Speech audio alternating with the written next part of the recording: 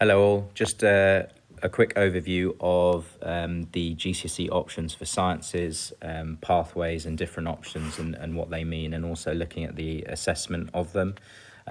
Just to introduce myself, I'm Mr. Hawley, Head of Science here at Seaford College. And just looking at the course content, this gives you a list of all the topics in biology, chemistry and physics.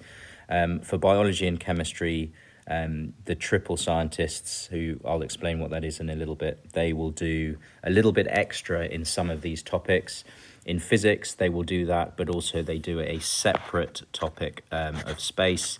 Otherwise, most of the content is the same for all of them, but that just gives you an overview of what is covered in the three courses.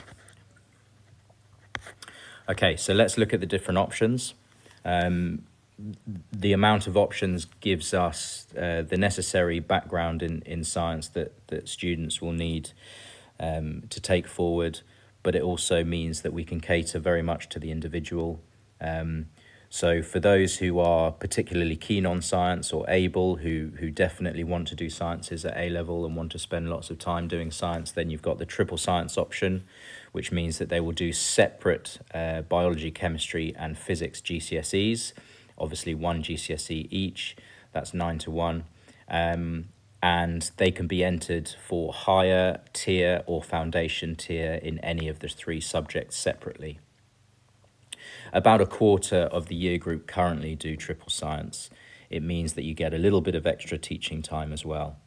For combined science, okay, so this is AQA's Combined Science Trilogy. It's a double award, which means it's worth 2 GCSEs, even though you study 3 sciences, so you get a little bit of teaching time less than you would if you were doing triple.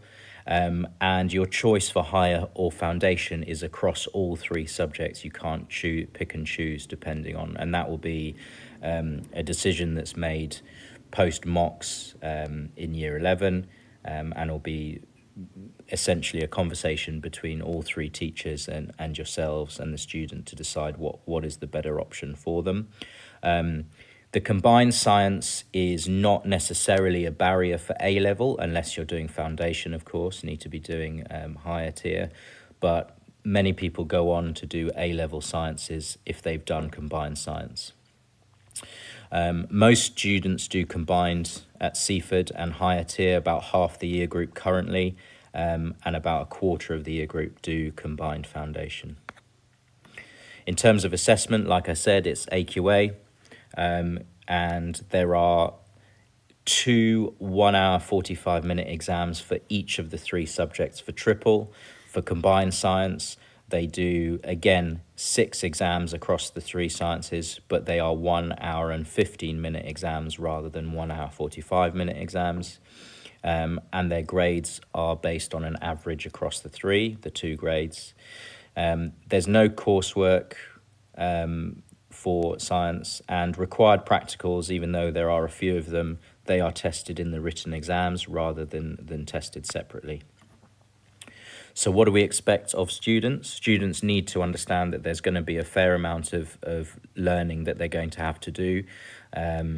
Sciences requires, obviously technical language, keywords and key phrases that the examiner is looking for. So there's a certain amount of learning of keywords and definitions, etc.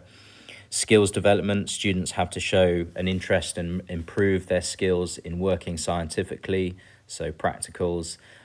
There's also obviously a maths element, maths being the language of science, so use of data, graphs, rearranging equations and standard form and general math skills, which should be covered in parallel with maths, which will help. For combined, there's 21 required practicals across the 3 triple sciences. There are 10 per subject. And like I said before, all content and skills are assessed through the written examination rather than coursework or anything else. Okay, so if you have any further questions or you want to talk to me, then obviously my details are on there. You'll have a good opportunity to ask any further questions in January as well. Okay, thank you very much for listening.